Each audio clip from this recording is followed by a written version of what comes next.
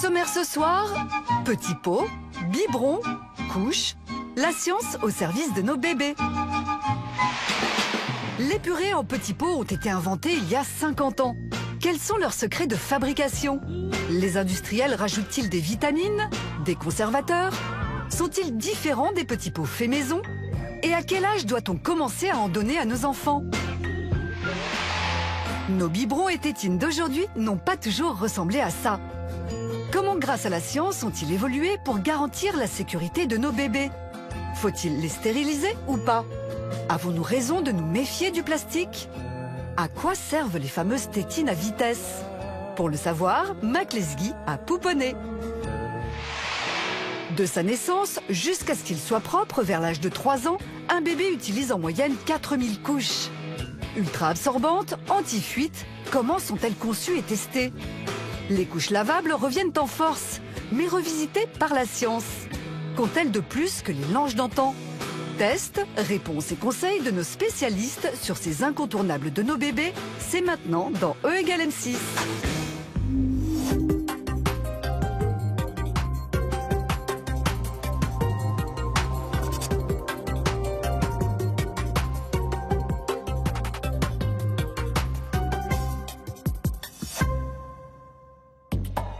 Bonsoir. Depuis 50 ans, les petits pots sont un passage incontournable dans l'alimentation de nos bébés. Mais les parents se posent à leur sujet toujours autant de questions. À quel âge doit-on commencer à en donner? 3 mois? 6 mois? Quel petit pot choisir? Qu'y a-t-il vraiment à l'intérieur? Sont-ils exactement adaptés à la physiologie des bébés? Sont-ils aussi bons que de la nourriture maison? Quelles précautions doit-on prendre d'ailleurs si l'on veut les faire soi-même? Les petits pots sous l'œil de la science, reportage de Fanny Rodenas. Nous avons des idées bien arrêtées sur l'alimentation des bébés et nous avons tendance à opposer les petits pots industriels aux purées faites maison. Qu'en est-il vraiment? Sont-ils si différents? Pour le savoir, c'est très simple, nous avons décortiqué leurs secrets de fabrication et leurs bienfaits pour nos bébés avec des scientifiques. Nous sommes à Joinville-le-Pont dans le Val-de-Marne, chez Jean-Marie, Marion et leur petite fille de 5 mois et demi, Anouk. Il est 18h30, bientôt l'heure de manger pour bébé. Pour Anouk, ce soir, ça va être une purée de carottes, pommes de terre, petits pois. Ces recettes, je les fais le soir et que j'ai un petit peu de temps. Sinon, je le fais le week-end avec les légumes que j'achète au marché et puis je les congèle après pour le reste de la semaine. C'est plaisant aussi de faire les choses soi-même, mais après, il y a les petits pots qui sont là dans le placard si jamais c'est trop le rush. Marion fait cuire les légumes à la vapeur dans son robot et les mixe. On va manger? On va manger, chouquette? Difficile de faire une recette plus simple. Mais retrouve-t-on les mêmes ingrédients dans les petits pots de l'industrie? Pour le savoir, direction Brive-la-Gaillarde en Corrèze, dans la plus grosse usine de petits pots de France. Donc ici, nous sommes sur le début de la ligne de fabrication des petits pots. C'est une recette dans laquelle il y a de la carotte fraîche et de la pomme de terre fraîche. Cette carotte-là, elle va ensuite être pelée pour après passer dans la cuisine où elle va être coupée en petits morceaux et cuite à la vapeur. Dans la recette qui se prépare sous nos yeux, on retrouve donc la même base que Marion, avec du poisson en plus. Mais entre l'arrivée des légumes et la sortie du petit pot, a-t-on ajouté autre chose? Qu'en pense notre maman? Je pense que les pots industriels, ils restent quand même adaptés au bébé. Il y a peut-être un petit peu plus de sel, d'huile ou de matière grasse, peut-être des conservateurs. Alors qu'en est-il vraiment? Réponse du responsable des recettes de l'usine de petits pots. Dans cette recette, il y a un pourcentage de chaque ingrédient extrêmement précis pour des raisons nutritionnelles, mais aussi pour le goût de l'enfant. Donc on va avoir de la pomme de terre, on va avoir des petits pois, de la carotte, de la courgette, du poireau, un peu de tomate, du colin. Et la touche finale, plutôt étonnante. Pour finir, 1,8% d'huile végétale, qui est un mélange de tournesol et de colza. Du côté de notre maman qui fait ses purées elle-même, qu'en est-il des matières grasses? Alors moi, je rajoute pas de beurre, pas d'huile, pas de matière grasse. C'est vraiment des légumes purs avec de l'eau. Pour Marion, comme pour bon nombre de parents, les matières grasses, ce n'est pas bon pour les bébés. Eh bien, nous avons tout faux. Au contraire, elles sont même indispensables. Explication de Patrick Tougnan, gastropédiatre. Nous, experts, nous recommandons aux industriels d'ajouter de la graisse, huile ou beurre, dans leurs petits pots. Parce que d'abord, il n'y en a pas assez. Et pourquoi il n'y en a pas assez? Parce que les besoins du jeune enfant avant 1 an sont extrêmement important. Ces graisses doivent représenter 40% des apports énergétiques totaux. 40%, cela peut paraître incroyable. Mais à bien y réfléchir, le lait maternel, qui est lui-même préférable au lait reconstitué, est composé d'un tiers de gras. Pourquoi les bébés en ont-ils autant besoin? Les graisses sont importantes pour la construction du cerveau. Le cerveau, c'est essentiellement des graisses. Ça agit non seulement dans la formation des membranes cellulaires, mais aussi dans les différents constituants du cerveau qui abritent l'intelligence, la mémoire, mais aussi qui préviennent les troubles psychiatriques. Les matières grasses sont donc de véritables alliés pour le cerveau des bébés. Alors n'hésitez pas à en mettre dans vos purées maison et n'ayez pas peur d'en ajouter une petite cuillère dans les petits pots tout faits, même s'ils en contiennent déjà. Qu'ils soient faits maison ou industriels, à partir de quel âge doit-on commencer à donner des petits pots à un bébé? Il faut attendre la fin du 4e mois pour commencer la diversification, mais le faire absolument avant la fin du 6e mois. Là encore, c'est surprenant. Au début des années 2000, on recommandait de commencer plus tard cette diversification alimentaire. Mais des découvertes récentes ont prouvé qu'il ne fallait pas commencer après 6 mois. La raison est essentielle. Il ne faut pas attendre trop longtemps parce qu'après, le système immunitaire devient trop mature et se défend davantage contre les nouveaux allergènes et donc augmente vraisemblablement le risque d'allergie ultérieure. Tout dernièrement, une étude a montré que l'introduction de l'arachide sous forme de beurre de cacahuète entre 4 et 11 mois, donc très très tôt, permettait quasiment chez les enfants à risque de faire disparaître le risque d'allergie à l'arachide. D'où les nouvelles recommandations d'introduire entre 4 et 6 mois à peu près tous les aliments. Et oui, si vous diversifiez trop tard l'alimentation de bébé, son corps risque de se défendre en rejetant certains de ses aliments. C'est le mécanisme de l'allergie. Mais attention, jusqu'à 12 mois, ces nouveaux aliments doivent venir uniquement en complément du lait maternel qui reste indispensable. L'ensemble des nutriments dont l'enfant a besoin est apporté par le lait jusqu'à 1 an. La diversification, les purées vont servir surtout à donner des nouvelles protéines, des nouveaux goûts, des fibres. Merci. Le lait infantile, et surtout maternel, contient tout ce qu'il faut en termes de nutriments et de vitamines. Voilà pourquoi il doit rester l'aliment principal de votre bébé jusqu'à 1 an. Retour à l'usine. Ce qui a fait le succès des petits pots industriels, c'est leur longue conservation. Pourtant, étonnamment, on n'y trouve aucun conservateur. En voici la raison. Une fois les ingrédients broyés et mélangés, on remplit les pots en verre. Et on les place dans cette cocotte minute géante, 45 minutes à 1h15, à une température comprise entre 120 et 135 degrés. La montée en température et le maintien à haute température permet de tuer tous les germes qui pourraient faire des moisissures après dans la vie du produit.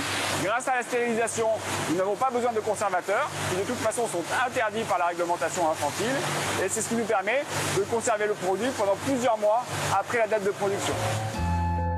Anouk s'apprête justement à déguster un de ces petits pots. Donc là, pour le dessert, j'ai pas eu le temps de préparer un dessert fait maison. Donc je prends une petite compote.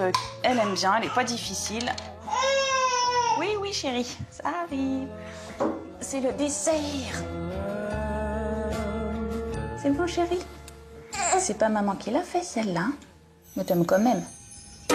Vous avez sûrement reconnu ce bruit caractéristique lorsque Marion a ouvert le petit pot. Pour les industriels, c'est une véritable garantie. En fin de stérilisation, nous allons refroidir le petit pot. L'air chaud qui est entre la capsule et la recette va refroidir. L'air froid prend moins de place que l'air chaud. Donc l'air va prendre moins de place et en prenant moins de place, va créer une sorte de vide qui va vraiment tenir hermétiquement la capsule sur le petit pot.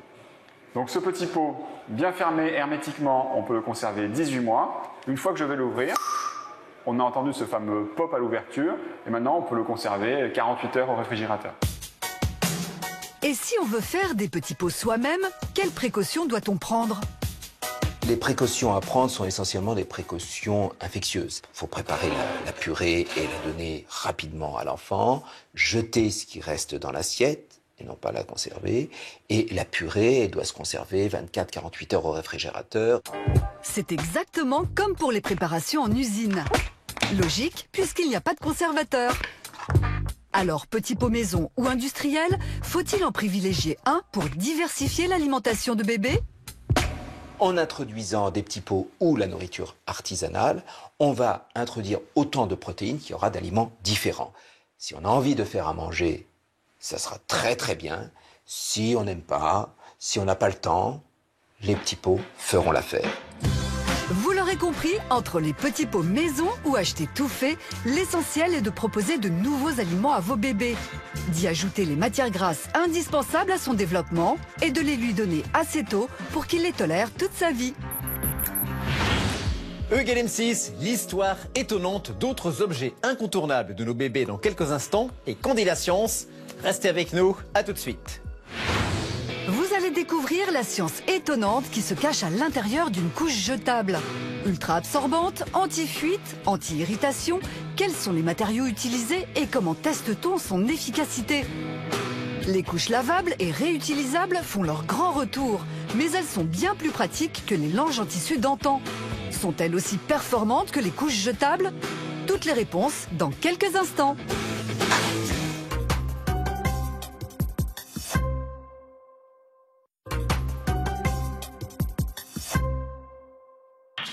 Même si dans les premières semaines, l'allaitement maternel est toujours préférable au biberon, près d'un bébé sur deux en France est élevé au biberon. Depuis la corne de vache utilisée par nos ancêtres pour donner du lait au bébé, comment le biberon a-t-il évolué? En quoi est-il fait aujourd'hui? Faut-il toujours le stériliser? Est-il vraiment adapté à la physiologie des nouveau-nés? Comment marchent les fameuses vitesses sur la tétine? Pour le comprendre, j'ai retrouvé mes réflexes de père et nous avons bien sûr interrogé des pédiatres. La science du biberon, un reportage de Céline Fatou. Quand on est parent d'un bébé, le biberon est au centre de toutes nos attentions. C'est bon? Un objet qui, vous allez le voir, a beaucoup évolué. Et même s'il est d'apparence très simple, il soulève beaucoup d'interrogations. Hygiène, matière, type de tétine, comment ça marche? Doucement, mange doucement. On vous dit tout. Le biberon tel que nous le connaissons aujourd'hui n'a pas toujours ressemblé à ça. Son ancêtre, le voici. Il date du Moyen-Âge. C'est une simple corne de vache percée dont on recouvre le bout avec un tissu. Au fil du temps, le biberon évolue. En terre cuite, en métal, il faut attendre le 19e siècle pour que le biberon en verre se généralise. Mais à l'époque, on est encore loin des tétines d'aujourd'hui. À l'hôpital Robert Debré, le docteur Alice Frérot nous en dit plus sur ce curieux objet. Le principe, c'était juste de mettre du lait infantile dans un contenant, de mettre une paille à l'intérieur et avec un tuyau, une tétine, permettre à l'enfant de téter. Un système astucieux, mais qui pose de gros problèmes d'hygiène.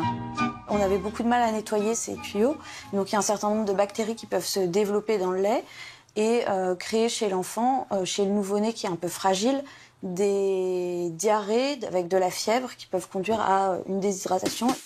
Médecins et ingénieurs cherchent alors une solution pour protéger les bébés des microbes. Le premier biberon dit hygiénique voit le jour dans cette usine en région parisienne.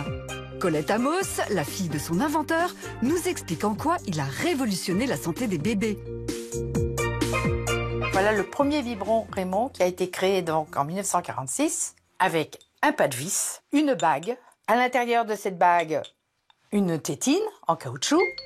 Le biberon est entièrement démontable pour un nettoyage facile.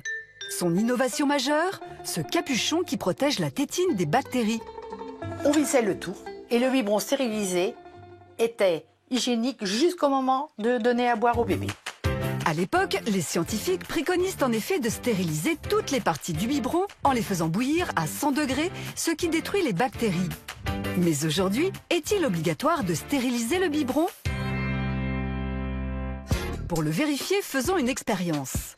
Dans ce laboratoire, Judith Zera, biologiste, va analyser une tétine propre mais pas stérilisée.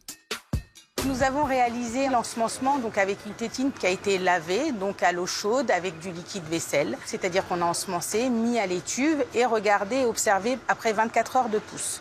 Donc nous pouvons voir qu'il n'y a aucune pousse de bactéries. Alors, que préconisent les médecins? Depuis une dizaine d'années environ, on ne recommande plus la stérilisation systématique des biberons. Maintenant, ce qui est recommandé, c'est de laver les biberons à l'eau claire avec du produit vaisselle. On peut utiliser le lave-vaisselle, qui est aussi efficace.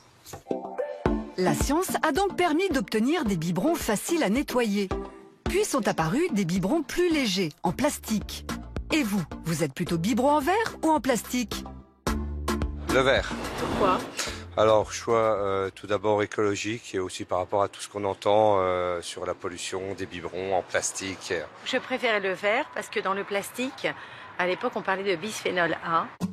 Le bisphénol A, ou BPA, est une des substances utilisées pour fabriquer du plastique, notamment le polycarbonate qui, pendant longtemps, servait à faire les biberons. Des études au niveau européen ont conclu à dire que dans la composition du polycarbonate, il y avait une molécule, la molécule BPA, qui était dangereuse parce qu'elle pouvait migrer au moment du chauffage dans un four à micro-ondes, entre autres, dans le lait. Donc depuis 2010, le polycarbonate a été interdit pour les biberons. Donc soyez rassurés, aujourd'hui les biberons en plastique vendus en France ainsi que dans toute l'Union européenne ne présentent plus de risques pour la santé de vos bébés. Les scientifiques ont trouvé des substituts comme le polypropylène. Intéressons-nous maintenant aux tétines. Aujourd'hui, il n'y a plus un, mais des dizaines de modèles différents. Petite, ronde, plate, avec des vitesses, la tétine c'est toute une science. Mais comment choisir la bonne ? Pour le savoir, Max s'est rendu chez Anaïs et Mam, heureux parents de jumelles âgées de 6 mois, Sarah et Sophia. Bonjour, bonjour. Bonjour. Bonjour les bébés. Ils sont tout beaux. Sophia, est-ce que tu veux participer à une petite expérience pour la science? Ce biberon du soir est pour Mac l'occasion de comprendre enfin comment fonctionne la tétine à vitesse. On est parti. Alors on essaie le biberon. Sarah, biberon rose, a une tétine positionnée sur la vitesse 3, la vitesse maximale. Sophia a le biberon bleu. Mais quelle que soit la vitesse, elle ne veut pas téter. Il est toujours en vitesse 3.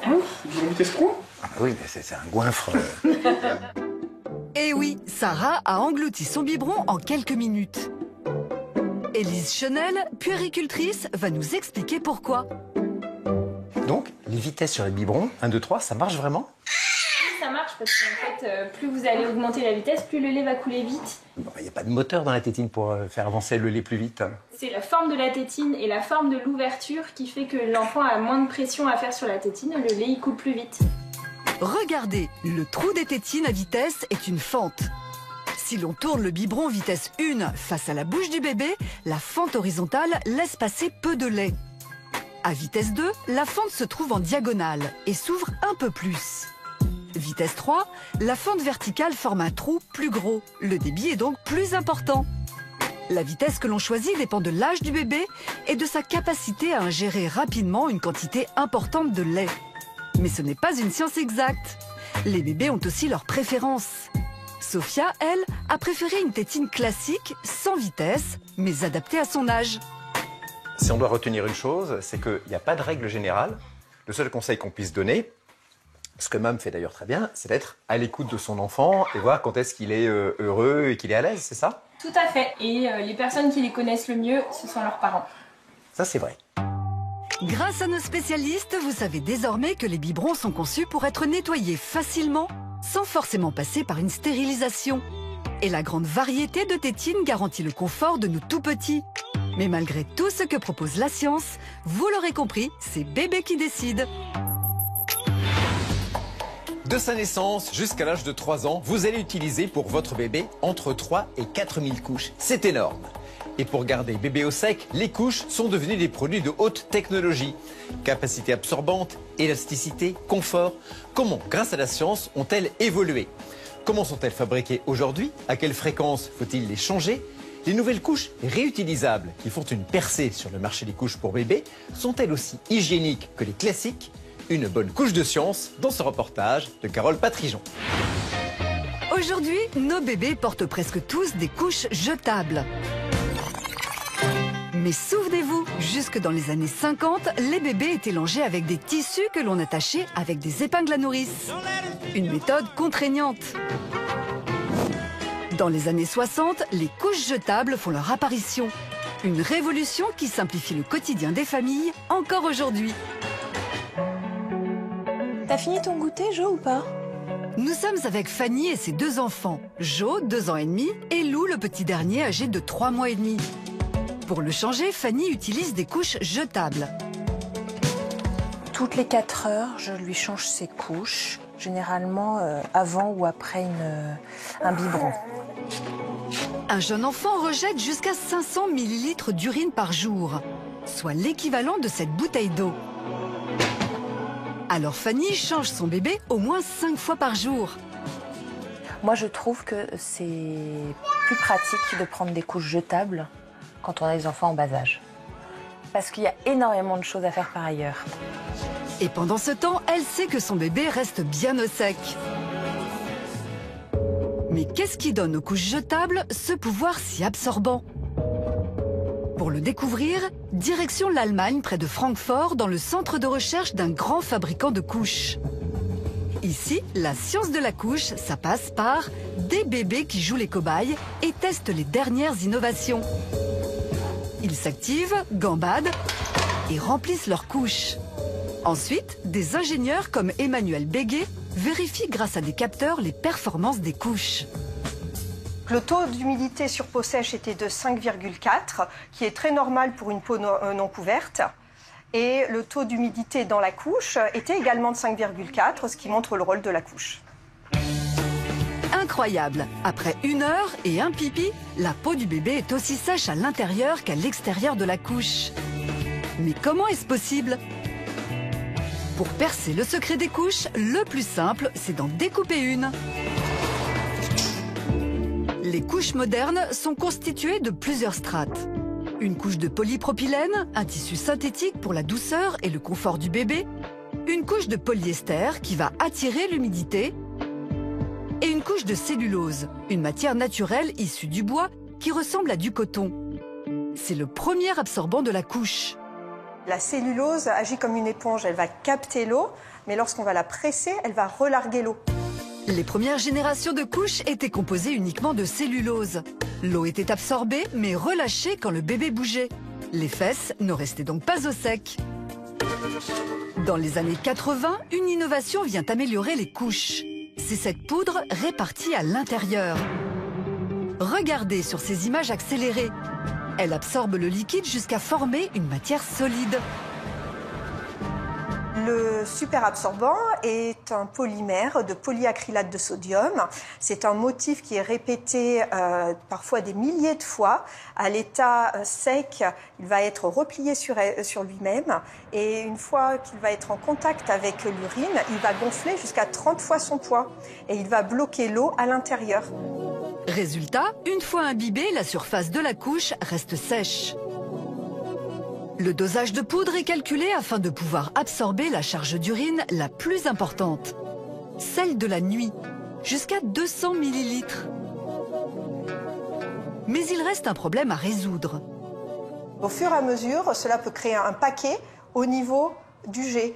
Et à la longue, ça peut créer une entrave à la marche et un tassement de la couche vers le bas. Là encore, la science a trouvé une solution. Un système de canaux permet au liquide transformé en gel de se répartir tout le long de la surface et de ne pas rester en bas de la couche quand le bébé bouge ou marche. Malgré ces innovations, les couches doivent toujours être changées régulièrement. Dominique Brunet, pédiatre, nous explique pourquoi. On sait que la peau des bébés est 50 fois plus fine que la nôtre, donc elle est plus fragile et si on les laisse macérer dans du pipi ou dans des selles, leur peau risque d'être un petit peu irritée. Il peut donc avoir un érythème fessier. Si on ne change pas régulièrement les couches, le milieu trop humide et acide peut à la longue créer une irritation bénigne de la peau qui, si elle n'est pas soignée, peut s'infecter. Si l'absorption est le critère numéro 1 en matière de recherche et d'innovation, il faut aussi que la couche reste en place. Les premières couches jetables étaient maintenues par un simple morceau d'adhésif. Aujourd'hui, les attaches font l'objet de recherches très pointues. Nous avons les attaches extensibles qui permettent d'adapter la couche à la morphologie de l'enfant, car on sait qu'un enfant qui va passer de la position allongée à la position assise, par exemple, peut prendre 7 cm de tour de ventre. Pour mesurer les fluctuations du tour de taille des bébés, les ingénieurs utilisent cette machine. Elle reconstitue une image 3D du bébé en temps réel grâce à 20 caméras réparties sur 360 degrés. Les chercheurs récoltent ces données pour concevoir la tâche idéale. La force doit être douce pour permettre un maintien en place sans créer de marques rouges. Donc on sait qu'une force de flexibilité supérieure à 10 newtons donnerait des marques rouges.